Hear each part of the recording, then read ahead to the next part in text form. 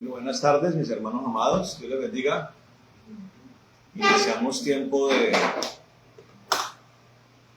enseñanza bíblica el día viernes. Amén. Vamos a orar, vamos a arrancar a orar y a poner este tiempo en manos del Señor. Amén. Padre, en el nombre de Jesucristo, Señor, nosotros venimos a este lugar consagrado para ministrar tu gloria, Señor, para ministrar tu poder. Y estamos complacidos, Dios, porque, Señor, has decidido por tu gracia, por tu soberanía, Dios, compadecerte de nosotros, Señor. Y además de eso, Señor, además de perdonar nuestros pecados y lavarnos con tu sangre poderosa, Jesucristo, nos has llamado, Señor, para servirte, Dios. Tu palabra dice, Señor, que el fin de la fe, que el objetivo, que la determinación de tu voluntad, Señor, es la salvación de los perdidos. Amén. Y por eso venimos hoy, Señor. Se predica la palabra, Señor, para la salvación de los perdidos. Se predica la palabra, Señor, para la construcción de hijos de Dios, Señor, para la constitución, Señor, de una nación santa. Por eso estamos agradecidos, Dios, porque además, Señor, es una responsabilidad y un honor, Señor, es grande esto, Señor. Por eso hoy te alabamos y decimos que a ti sea la gloria, Señor, porque sin ti, Señor, sin tu amor, sin tu iniciativa, Señor, sin tu sacrificio, Jesucristo, y sin el Espíritu Santo no podríamos hacer esto, Señor. Por eso hoy, Señor, te pedimos que nos llenes con tu poder, Dios, en esta hora, y que sea tu palabra, Dios, tu enseñanza, tu criterio, Señor, tu voluntad, tu poder, el que emana de tu boca, Señor, el que viene de tu corazón, de tu trono, el que venga a nosotros el día de hoy. Rechazamos todo lo que es dogmático, Señor, humano, toda construcción teológica errada, Señor. Te pedimos perdón si de pronto en algún momento nos hemos equivocado, Señor, pero hoy determinamos, Señor, que seas tú, Señor, el que obres. Pedimos que sea tú el que hables, el que instruya, Señor, el que instruyas, y Señor, te pedimos que sea provechoso para todos nosotros, para todo aquel que lo vea, todo aquel que lo escuche, Señor, y sea un afianzamiento en la vida eterna, Señor, en el gozo de la salvación. Y pedimos, Señor, que toda palabra enviada rinda fruto, Señor, al 30 por 1, al 60 por 1 y al 100 por 1, como lo dice tu palabra. En el nombre de Jesús. Amén. Bueno, mis hermanos, buenas tardes a todos los que están allí viendo, los que están aquí presentes. Vamos con el tema del que estamos, ¿cierto? ¿O ya lo acabamos? ¿De qué dicen? ¿Ya lo acabamos o no? Yo creo que hoy acabamos un área. Vamos a tratar de abordar ese pedazo final rápidamente para arrancar con un nuevo tema dentro de 8 días que tiene que ver con el misterio de la salvación, pero que va a abarcar otra área importante. Amén. Yo les diré ya dentro de 8 días con qué vamos a comenzar. Pero vamos a la palabra donde estábamos. Estamos todavía nosotros en la carta a los que, señores, miren atrás con usted. ¿Qué carta estamos viendo? A ver usted. ¿Se le olvida? ¿No anota? La carta a los de Éfeso. A los de Éfeso. ¿Qué hablamos hace 8 días? ¿Qué arrancamos a hablar? ¿De qué estábamos hablando? ¿Con qué arranqué hace 8 días? ¿Te acuerdas? La razón de Dios. Perfecto. Y estábamos diciendo que como de construyendo un mito, ¿no? Una especie como de cliché que se mete en la iglesia, ¿no? Una muletilla de la iglesia. El ser humano es tendiente a ser místico, ¿no? El espiritista es místico, el hechicero es místico. ¿Qué es ser místico? Darle a cosas naturales atributos sobrenaturales y hacer uso de ellos, ¿sí? Entonces, por ejemplo, usted va y compra en la puerta del Cerro de Monserrate, del Templo de Monserrate, el novenario de la prosperidad, ¿no? O el novenario de la salud de mi hogar. Todo eso lo venden ahí en los puestos de venta afuera del 20 de julio, ahí lo venden. El novenario para la prosperidad, el novenario para la salud de la familia, el novenario para la unidad familiar, el novenario, para todo venden una guía avalada y con agua bendita rociada para darle como surta efecto, un atributo. Entonces la gente toma ignorantemente atajos para alcanzar ciertas cosas. Curiosamente, ninguna de ellas tiene que ver con el reino de los cielos, ¿no? Uno le pregunta a la gente cuando va a la iglesia, ¿por qué va a la iglesia? Yo hablo mucho eso con la gente, cuando estoy así en una charla poco informal, le digo, ¿usted por qué va a la iglesia? No, para sentirme bien, para estar en paz con Dios, porque tengo que ir a la iglesia. A uno le decían de pequeño que tocaba ir a la iglesia, ¿cierto? ¿Sí? Y yo que estudié en colegio salesiano, de vez en cuando pasaban por los salones a decir, ¿quién no se ha confesado? Entonces, uno levantaba la mano, entonces uno se iba al confesionario a confesar los pecados, que entre otras cosas, uno de los más graves pecados que uno cometía era no ir a misa. Uno arrancaba por ese, no, señor, no, padre, es que no llevo sin ir a misa 3 meses, 4 meses. Entonces el cura decía, muy mal, hay que ir a la iglesia. Hay que ir a la iglesia, es algo que uno le enseña desde pequeño. ¿Pero para qué? Como un requisito de vida, no sé, o sea, más allá de eso. Y así vive la gente y llega el cristianismo y lo vive así. Entonces siempre los atajos, ¿no? Entonces la gente invoca la sangre de Cristo para que me cubra, ¿cierto? Para que los ladrones no me roben. El cristiano hoy hace eso.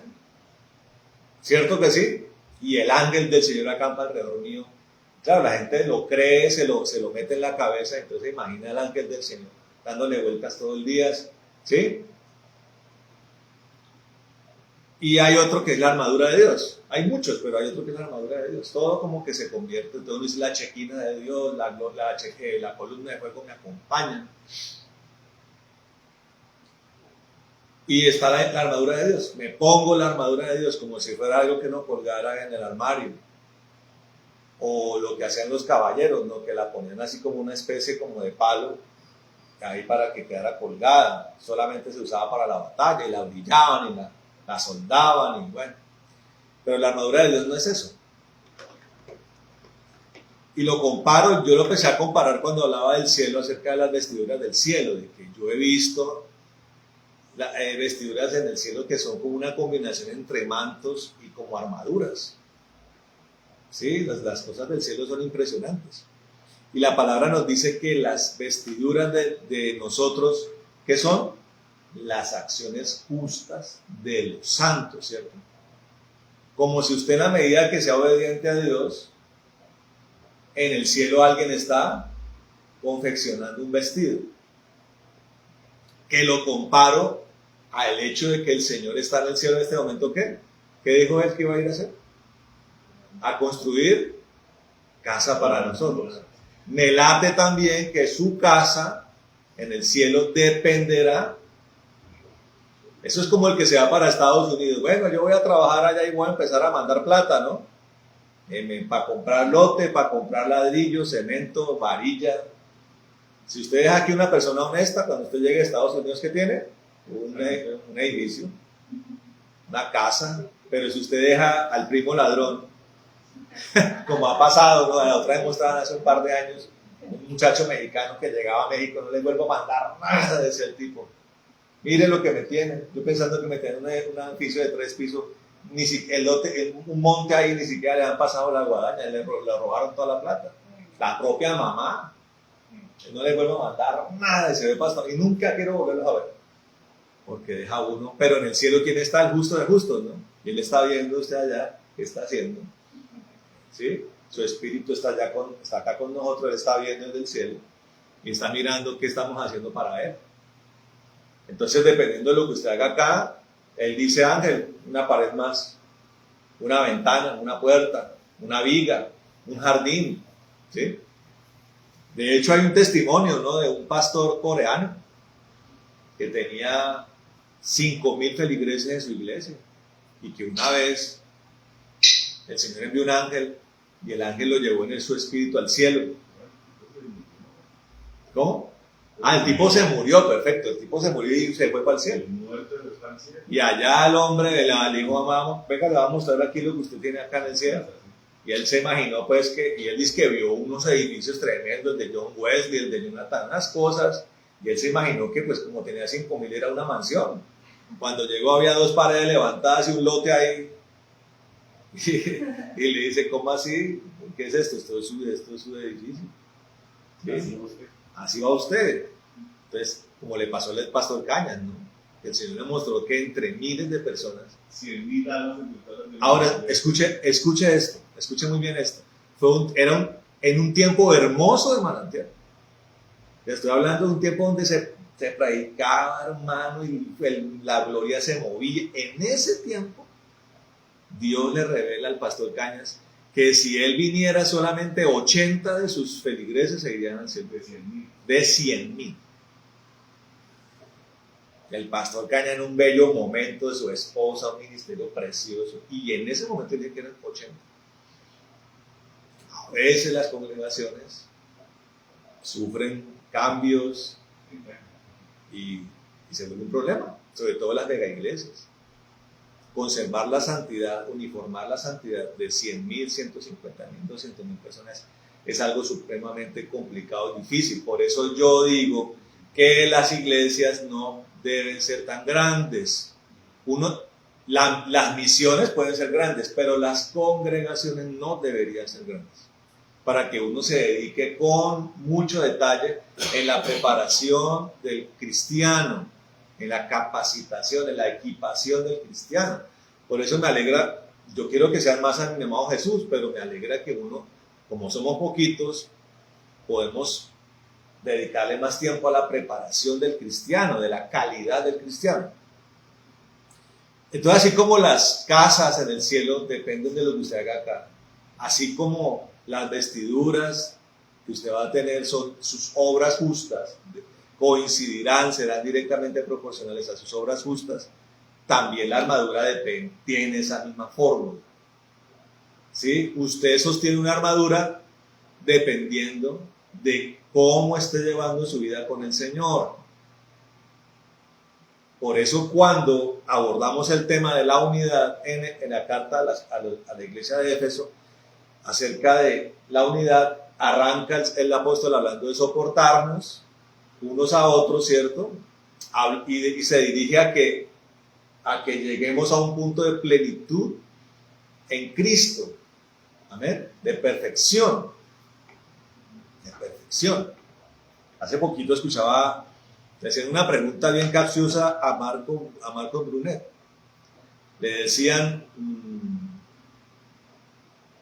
¿en la iglesia hay personas perfectas? Me parece que contestó sabiamente. Es difícil determinar si alguien llegó al punto de Cristo, que es el perfecto, ¿no? No puede hablar del apóstol Pablo, que tiene toda autoridad para decir, sean imitadores de mí como yo soy de Cristo. O sea, ¿qué está diciendo Pablo allí? Yo he llegado ya a un punto, y claro que en otra parte dice, no es que lo haya yo alcanzado, ¿no? Ahora, si el apóstol Pablo dice, no es que lo haya yo alcanzado, ¿qué quiere decir? Que todavía falta. Entonces Marco Brunet decía, yo no conozco personas perfectas, pero conozco personas perfeccionables. Me gustó ese término. ¿Qué es una persona perfeccionable? Una persona que deja que Dios obre en él. Claro. Que a la larga, le digo yo, es la virtud más importante que Dios quiere ver en usted. De pronto, hermano, el tiempo no nos alcanzó, pero por lo menos, por eso la palabra dice que bienaventurado el que esté haciendo eso cuando Él venga. ¿Qué? Dejándose moldear por el Señor en oración, liberación, modulación del Señor. ¿Sí? En la obra de Dios, en el primer amor allí metido con Dios. El que esté en eso, bienaventurado es cuando Él venga, porque será ese el que Él se lleve al cielo. Ya si habremos alcanzado o no la perfección acá en la tierra, eso dependerá de cada quien y del tiempo que cada quien lleve con el Señor. Perfeccionables. Entonces los vestidos y la armadura dependerá de eso. Y ahí comienza uno a entender la unión que hay en todo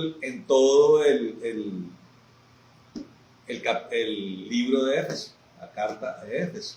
Por eso arrancábamos hace 8 días en eso, que es la armadura. Miremos otra vez. Estuve estudiando yo porque uno tiene que mirar las versiones de la Biblia, ¿no? Hay versiones, el contenido, el fondo de cada de las versiones coinciden. Solamente hay una versión bíblica que rechazamos de plano, que es la versión del Nuevo Mundo, ¿no? La traducción del Nuevo Mundo. ¿Cuál es esa? La que la que manipularon los testigos de Jehová. Cortaron versículos, cambiaron otros, enfocados en restarle el atributo de la divinidad a Cristo. Obviamente, por razones muy lógicas, nosotros no consideramos esa versión, pero las otras versiones, todas son chéveres para uno estudiar. Entonces, vamos a la palabra. Quiero arrancar con esta frase que está en el versículo 10. En la Reina Valera 1960 dice, en el versículo 10, dice: por lo demás, hermanos, fortaleceos en el Señor y en el poder de su fuerza, vestidos de toda la armadura de Dios, para que podáis estar firmes contra las acechanzas del diablo, porque no tenemos lucha contra sangre y carne, sino contra principados, contra potestades, contra los gobernadores de las tinieblas de este siglo, contra huestes espirituales de maldad en las regiones celestes. Por tanto, tomad toda la armadura de Dios para que podáis resistir en el día malo, y habiendo acabado todo, estar firmes. Estad pues firmes, ceñidos vuestros lomos con la verdad, y vestidos con la coraza de justicia, y calzados los pies con el apresto del evangelio de la paz. Sobre todo, tomad el escudo de la fe, con que podáis apagar todos los dardos de fuego del maligno, y tomad el yelmo de la salvación y la espada del Espíritu, que es la palabra de Dios. Y hace 8 días, habiendo leído esto, resaltamos que la parte más importante de la armadura, ¿cuál es? ¿Cuál es? No, aquí está, lo expliqué hace 8 días, la 16 dice: sobre todo, dice, tomad el escudo de la fe. O sea, si hay algo que no puede faltar en la armadura, es el escudo. De pronto a usted se le pudo olvidar el yelmo, pero el escudo no. Ahora, lo ideal es que uno se ponga toda la armadura, pero sobre todo el escudo de la fe, y por eso ponía el ejemplo de la Legión Romana, ¿se acuerdan? Que la parte más importante de la estructura de infantería de los romanos era el escudo, porque con el escudo es que formaban las corazas con las que se protegían de los enemigos y con las que avanzaban contra el enemigo. Ellos formaban una especie de cápsulas protectoras con los escudos, formaciones muy sólidas de defensa, y a través de los espacios de los escudos utilizaban una espada corta. La espada romana era una espada corta, pero muy poderosa, muy afilada, ¿sí? Y ellos estaban entrenados para, con esa espada, atravesar puntos claves, ¿no?, del enemigo, el cuello, el corazón, ¿sí? Cortar aquí la yugular, el abdomen del enemigo, una herida letal. Y bueno, eso fue la clave, ¿no? La parte militar fue la clave para que Roma se sostuviera durante tantos siglos. Entonces, sobre todo, tomaba el escudo de la fe, dice. Pero quería enfocarme en la parte del versículo 10, porque dice aquí: por lo demás. Cuando utiliza esa frase, el apóstol pareciera como si fuera una especie de apéndice, ¿no? Lo que dice en otros capítulos, una doxología, un complemento del capítulo, una despedida. Pero resulta que lo que está queriendo allí decir, cuando comparamos otras versiones con esta, es que ya en ese momento pueden ponerse la armadura, dice. Es lo que quiere decir. O sea, ya están listos para ponerse la armadura. Amén. Sí. Eso es lo que está queriendo decir. No está diciendo, además de todo esto, no está diciendo, ahora sí pueden ponerse la armadura. es como si en este punto el cristiano que debe tener una armadura ya se la puede poner, pero se la puede poner porque ha dependido de algo que ya ha hecho. Hay dos conceptos muy importantes. Hay un concepto muy importante, perdón, en la vida cristiana que se llama irreprensible. ¿Sí? ¿Qué significa irreprensible? Sin tacha. O sea, una persona que usted mira y no hay por dónde sancionarlo, señalarlo. Hay personas que son así, son intachables, ¿no? No hay que corregirlo. Yo le pregunto, ¿será que cuando hablamos de no, sí, claro, debe ser usted, seguramente. ¿Será que incorregible se trata de una persona que nunca se equivoca? ¿Qué dices? ¿Quién da más? ¿Será que incorregible es una persona que nunca se equivoca? Yo voy aquí a hacer una comparación acá en este círculo de, ¿será que Mauricio Gómez no se equivoca? ¿Quién es mi pastor acá en esta misión? ¿Quién es la autoridad del ángel de la iglesia? ¿Quién la constituyó el pastor? Antonio. ¿Mauricio no se equivoca? Sí. ¿Y por qué no está ahí el pastor llamándome a decir, no, oiga hermano, ¿qué iba a ver pues? ¿Por qué? Porque no se fastidia. ¿Cómo? Bueno, pero claro, no es un fastidio, pero por eso, pero también tiene que ver, yo hay personas que no tengo que restregarles el error. ¿Por qué? Porque se corrigen con Dios solitos. Son conscientes de su error y van con Dios y lo corrigen. Entonces, ¿para qué se pone uno ahí a añadirle cosas a lo que no tiene que añadirle? Pero además, aunque usted corrija, no es lo mismo la obra del hombre y la corrección del hombre. Perfecto, Dios. perfecto. O sea, lo que hace el hombre, la vida del hombre, se borra. Pero lo que hace Dios permanece. Esa es la verdad. Correcto. Entonces dirigimos el concepto a aquella persona que Dios sabe que con rapidez, con celeridad, con prontitud, va y corrige el error. No se resiste, no se vuelve obstinado, sino que dice, la embarré, me equivoqué acá, voy a corregir ya ese error. Y si se trata de pedir perdón, se pide perdón y se corrige. Si se trata de restaurar, restaura rápidamente. Eso se llama humildad. Amén. Sí, humildad. Entonces, ahí está el concepto. Pero en este contexto, ¿cómo se construye esa irreprensibilidad? Todo el capítulo, todo el libro lo dice. Vamos a repasarlo un poquito para llegar a ese punto de la armadura. ¿Amén?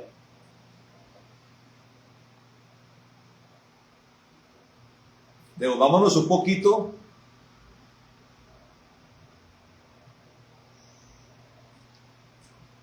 al capítulo 4 en la segunda parte, otra vez. Ya lo habíamos visto, pero miremoslo otra vez. Ya no de la unidad, pero hay una segunda parte que arranca en el versículo 17. ¿Qué título tiene? La nueva vida en Cristo. Entonces, si al final del libro el objetivo es tener la dignidad y la legitimidad para ponerme la armadura, como yo alcanzo ese objetivo, comienza acá en este versículo, en una nueva vida. Amén. En otro pasaje de la Biblia, la palabra dice en segunda carta de los Corintios que si alguno, siempre el apóstol Pablo hacía eso, ¿no? El apóstol Pablo enseñaba, hablaba, se dirigía al pueblo siempre con una intención de que uno se revise permanentemente.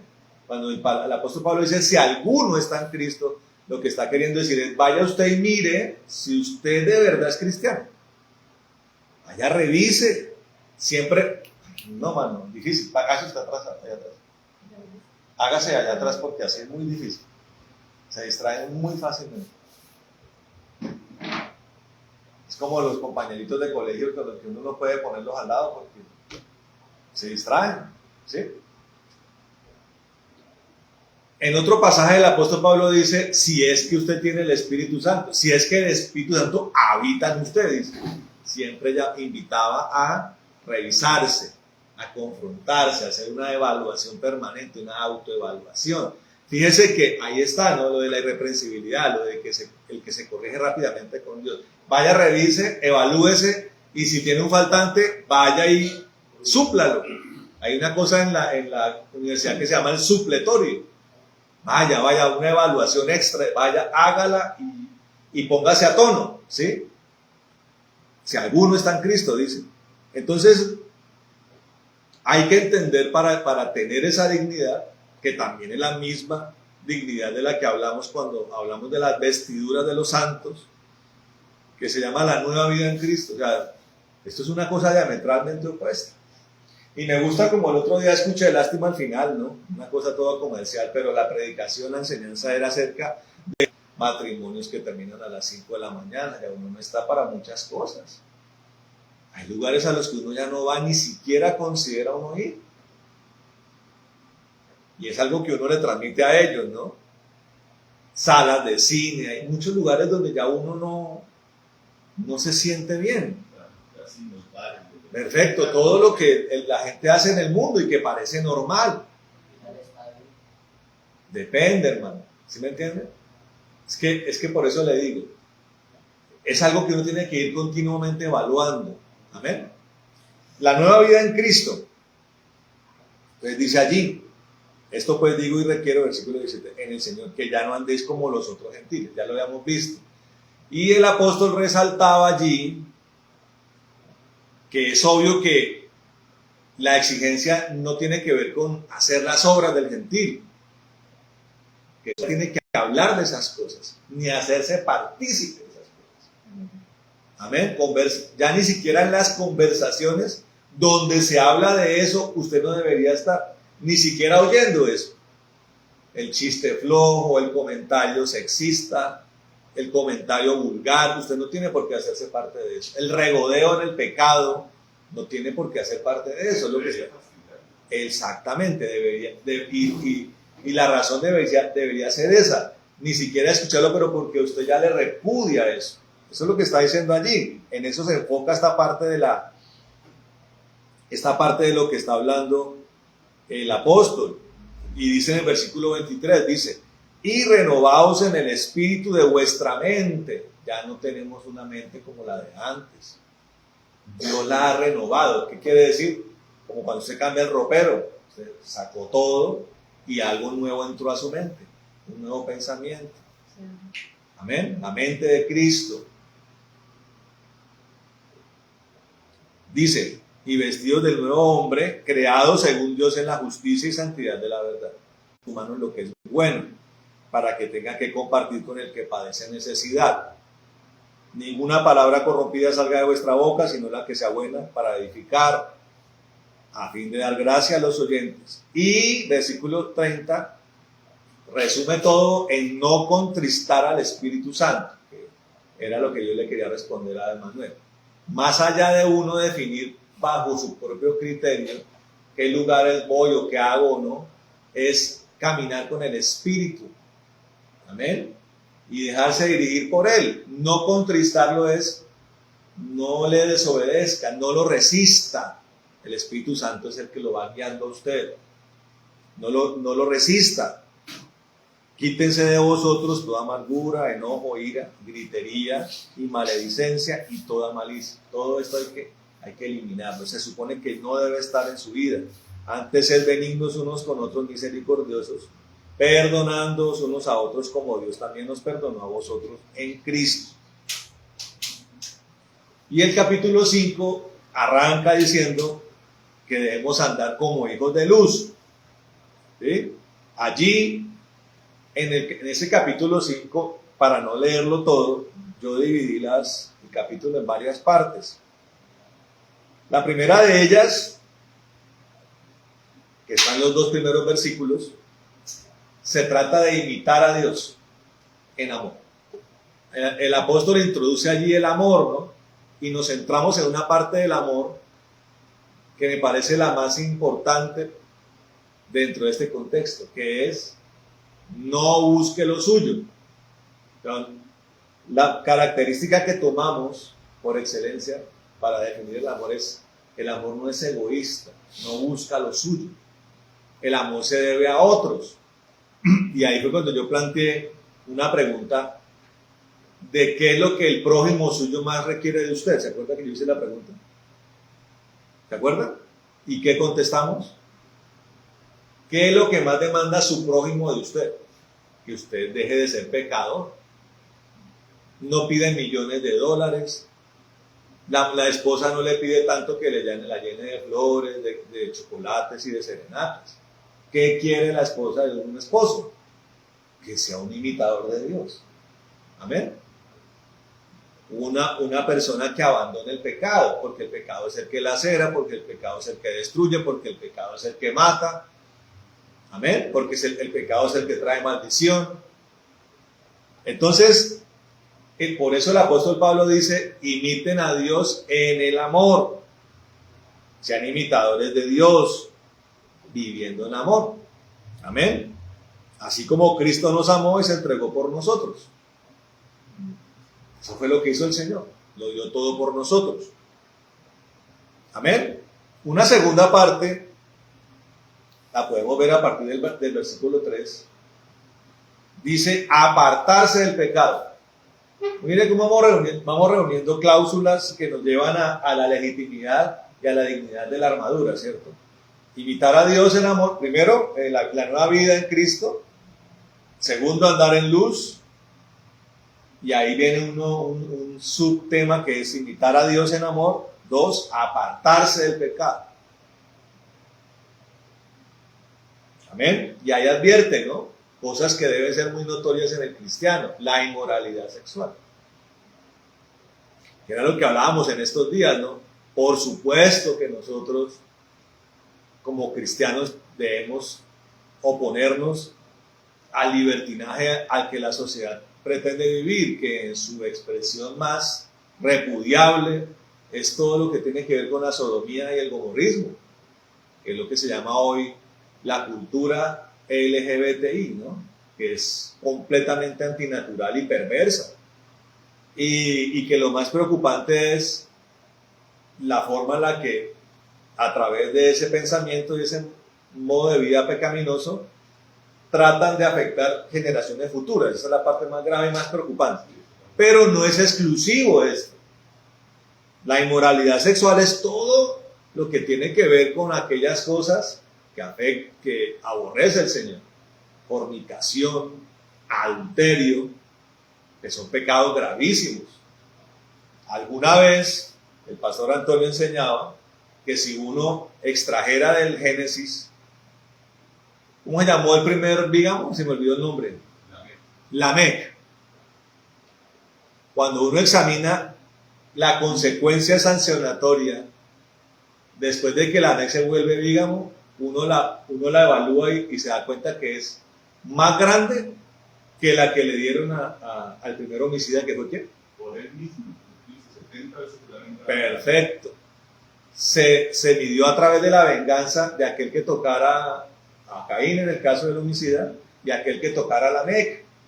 Y a partir de ahí el pastor Antonio explicó la gravedad del pecado del adulterio. Y de verdad que el adulterio es completamente devastador. Aniquila la familia, aniquila la identidad de los hijos, viene ruina. El adulterio es un pecado gravísimo.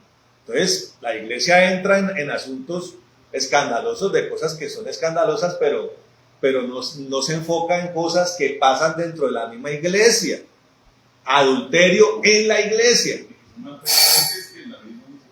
Y que son más frecuentes. Claro, si uno va y mira el pecado del adulterio, considerando además que el Señor lo mide desde el deseo del corazón, imagínense. Desde el deseo del corazón, el adulterio ya es un problema. Y la otra vez, escuchando una predicación de Gigi Ávila, de hace como 40 años, Gigi Ávila explicaba por qué la mujer que el hombre desea se hace partícipe de ese pecado, porque se ha vestido de una forma en la que quiere despertar el deseo del hombre. Está hablando de la mujer que se pone vestidos ceñidos a su cuerpo o que muestran parte de su intimidad y que lo hace la mujer para que los hombres la deseen. Por eso la mujer adultera con él en su corazón. Pues una mujer sale, hermano, con su gabán, con su sombrero, con su falda, pues hermano, ya tiene que ser un hombre demasiado pervertido para desear una mujer de esas características. Pero una mujer que a la vista muestra todo, pues ¿qué está queriendo hacer? Pues despertar el deseo de hombres solteros y casados indiscriminadamente. Entonces el apóstol dice, se enfoca en esas áreas tan notorias del pecado, como la inmoralidad sexual, la impureza, la avaricia. Imagínense, la avaricia, la codicia. Si hubo una cosa en la que ha pecado el pueblo judío, históricamente ha sido en eso. Avarientos y codiciosos. ¿Quiénes han sido históricamente los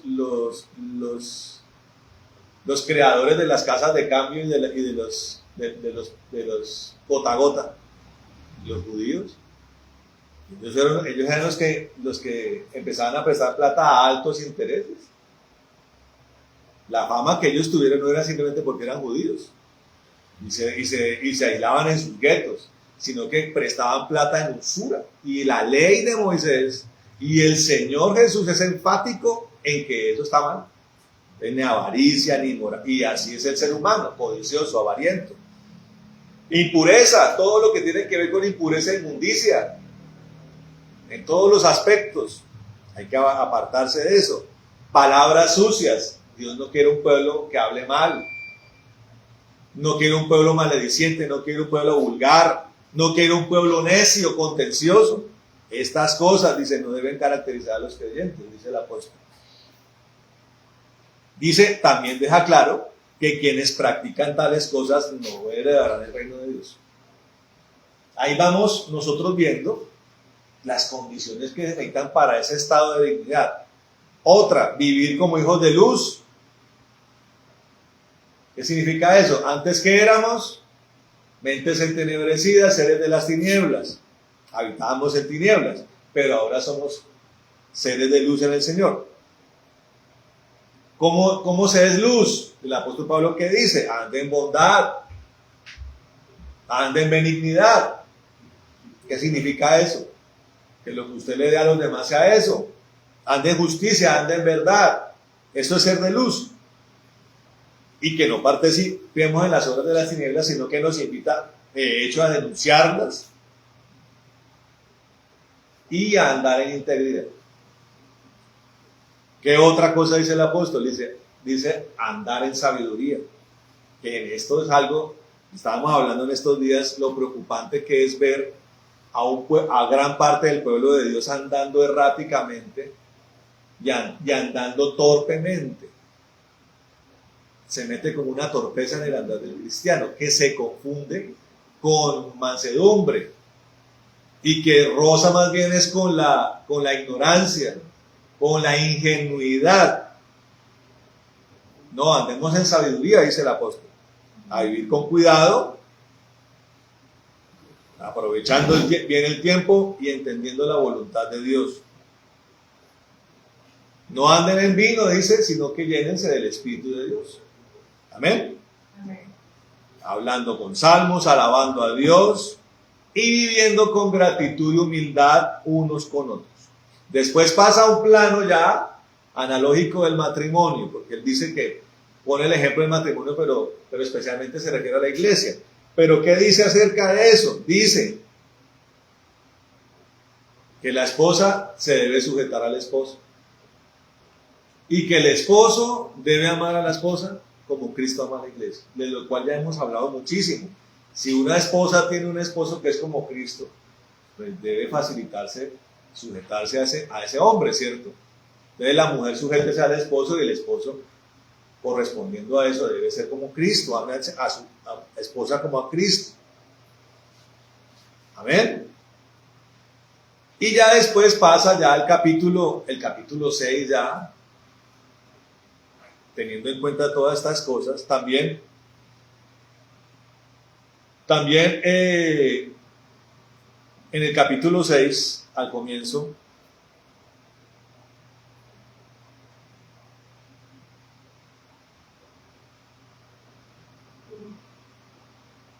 al comienzo del capítulo 6, bueno, al finalizar del 5,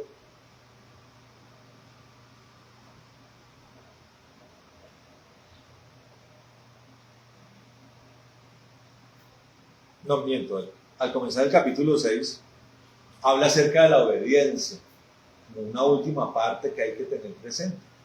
Y en el capítulo 6, en el primer versículo, miren lo que dice, es muy claro el apóstol. Dice, hijos, obedeced en el Señor a vuestros padres. Es muy parecido a lo de las esposas y el esposo, ¿no? Hijos, obedeced en el Señor a vuestros padres, porque esto es justo. Honra a tu padre y a tu madre, que es el primer mandamiento con promesa, para que te vaya bien y seas de larga vida sobre la tierra. Y vosotros, padres, no provoquéis a ira a vuestros hijos. Hay dos cosas, y eso está comprobado hasta psiquiátrica y psicológicamente. Hay dos cosas que producen ira en los hijos. Yo lo dije qué día, ¿se acuerdan? ¿Cuáles son? Hemos hablado de que Cristo es el equilibrio. Las cosas que despiertan ira en los hijos, desde la palabra y desde lo neurológico, psiquiátrico, psicológico, son dos. Y tienen que ver con desequilibrios extremos. Uno es el niño consentido. Está comprobado científicamente que el niño consentido, cuando crece por ser consentido, siente rabia contra sus papás, porque se da cuenta de que no se formó en solidez, se convirtió en un ser frágil y blando, y eso él, cuando crece, lo nota y siente rabia contra sus papás. Y el otro extremo, ¿cuál es? El hijo que es criado con dureza y con implacabilidad y con ira, con rabia. Papás que crían severamente a sus hijos también producen eso, resentimiento, ira. Entonces el Señor está diciendo, a través del apóstol Pablo, dice, vosotros padres no provoquéis a ira a vuestros hijos. No sean severos, pero no sean permisivos. Amén. Muchas veces los papás, ¿en qué provocan a ira a los hijos? Le pasa mucho a la mamá, con la cantaleta. La cantaleta es una medida desesperada del que no logró oprimir el botón correcto. Cuando un papá tiene que recurrir a la cantaleta, es producto de la impotencia. La cantaleta no funciona. Funciona la autoridad. Pero estamos hablando de legitimidad y de dignidad para portar la armadura. Autoridad. Con autoridad. Una sola vez y clarito. Y dice, no provoquéis a vuestros hijos, sino criarlos en disciplina.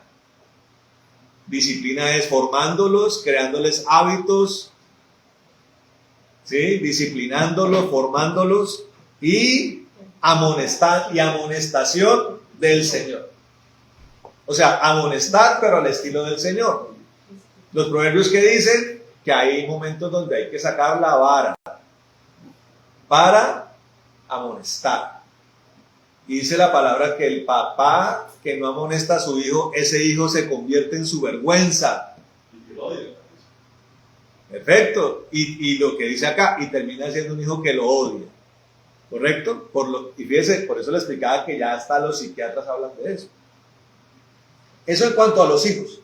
Dice además en cuanto a los siervos, o sea, la gente que trabaja en nuestro contexto actual. Siervos, obedeced a vuestros amos terrenales con temor y temblor. Oiga esto. Está hablando de los amos terrenales. Con sencillez de vuestro corazón, como a Cristo. Siempre el Señor nos invita a que veamos a nuestras autoridades como si fuera el Señor. No sirviendo al ojo como los que quieren agradar a los hombres, sino como siervos de Cristo, de corazón haciendo la voluntad de Dios, sirviendo de buena voluntad como al Señor y no a los hombres. Uno nota mucho en la iglesia, hermanos, que se la pasan renunciando a sus trabajos, porque ante la primera contrariedad, ante el primer regaño o la primera injusticia, salen corriendo. Pero aquí está diciendo, y en otra parte lo dice incluso, creo que es en Corintios, donde el apóstol Pablo dice, Que aún siendo malos los jefes, obedezcan. Aún teniendo un jefe malo, se trabaje bien, obedezca. ¿Me entienden? Dice acá, no, el Señor dice, entiendan lo que yo estoy haciendo. Dios está formando. Dios sabe que eso es formación, sirviendo de buena voluntad como al Señor y no a los hombres, sabiendo que el bien que cada uno hiciere, ese recibirá del Señor. ¿Quién es el que paga eso? El Señor. Sea siervo, sea libre. Y vosotros amos, también hay una obligación para el amo cristiano, hacer con ellos lo mismo, dejando las amenazas, sabiendo que el Señor de ellos y vuestro está en los cielos y que para Él no hay acepción de personas.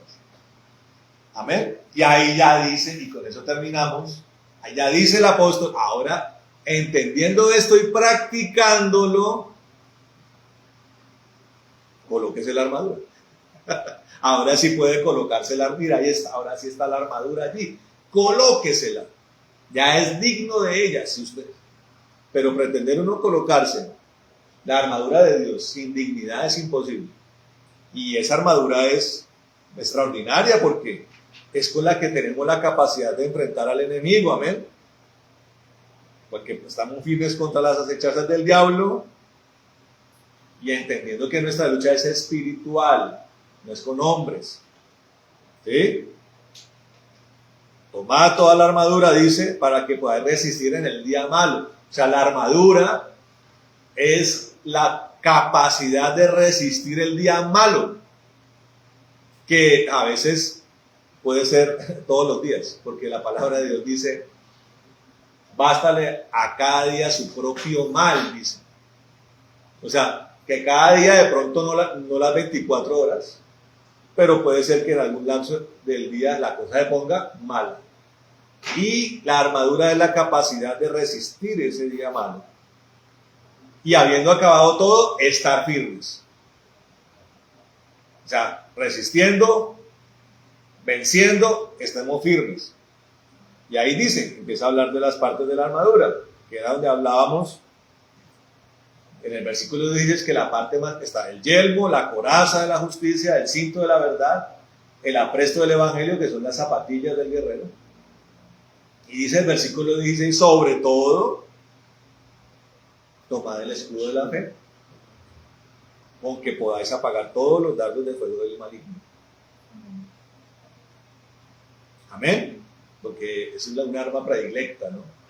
Dardos.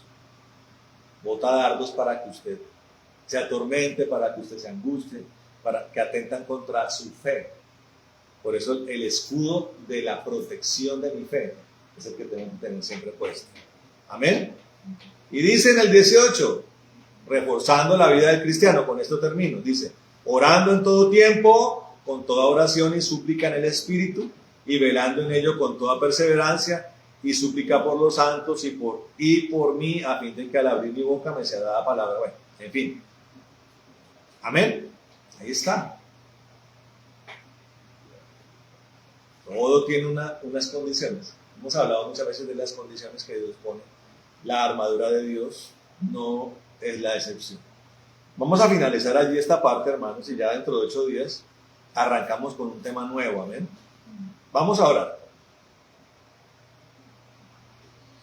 Bueno, Padre bendito, en el nombre de Jesús de Nazaret, te damos gracias, Señor, por este tiempo, por la palabra que nos has regalado, Señor, por la que nos has bendecido, Rey de la Gloria.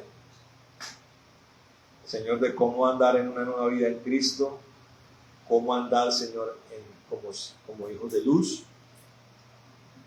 También, Señor, aborreciendo las obras de las tinieblas, aborreciendo toda vida antigua, toda inmoralidad sexual, toda inmundicia, Señor, impureza, mentira, maledicencia, vulgaridad, Señor. Todo esto que tú aborreces, Dios, toda ira, enojo, y andando en obediencia, Señor, obedeciendo, Señor, a nuestras autoridades. Señor, los hijos obedeciendo a los padres levantando a sus hijos guiados por ti, Señor, a través de tu palabra, no provocándolos a ira, Señor, las mujeres sujetándose a los esposos amando a sus esposas, santificándolas en el amor de Cristo, Señor. Y todas estas cosas, y siendo hombres de oración, Señor, allí tenemos entonces la dignidad. Y en esa dignidad entendemos la necesidad de tener la madura para enfrentar nuestra batalla espiritual, Señor. Para resistir el día malo, Señor, contra potestades, gobernadores, huestes de maldad, gobernadores de las tinieblas, Señor, todo ser maligno de las tinieblas, y resistiendo los dardos de fuego del enemigo. Señor, ayúdanos en esto, Padre, a entenderlo, a aplicarlo, a vivirlo y a disfrutar, Señor, de los beneficios de todo esto. Señor, que esta palabra, Rey de la Gloria, quede grabada en los corazones, que allí rindan fruto abundante y rebosante, en el nombre de Jesús, para la gloria tuya y para tu alabanza, Señor. Lleva a tu pueblo en paz, Señor. Atamos todo satanismo, brujería, inmundicia, perversión, persecución, conspiración, difamación, Señor, división, rebelión, todo espíritu de Atalía, Jezabel, Absalón, de Balaam, de Balac, de Atalía, Señor, de Sanballat, de Tobías, Amán, todo esto lo atamos y lo usamos a la vida. En el nombre de Jesús. Toda arma que se ha levantado en contra de nosotros la destruimos. Toda oración contraria, conjuro, lo destruimos en el nombre de Jesús. También pidiendo, Señor, que tú nos bendigas, que tú nos sanes y nos proveas de todo lo que necesitamos. Que llenes nuestros altares con tu fuego, Señor, nuestros corazones abunde tu presencia. Nuestras mentes estén plenamente renovadas, Señor. Y, Señor, y que podamos también ver, Señor maravilloso, que se añadan todos los que han de ser salvos en el nombre de Jesucristo. Trae avivamiento a nuestras naciones, libera a nuestras naciones de los destructores con tu diestra de justicia y glorifícate en medio de todos nosotros. Bendice a tus siervos, a tu siervo Antonio, a todos tus siervos Carlos, César, todas sus familias, Señor, todos nuestros hermanos, todas las familias de nuestros hermanos, la iglesia en el mundo, bendícela, levántala, fortalécela en el nombre de Jesús.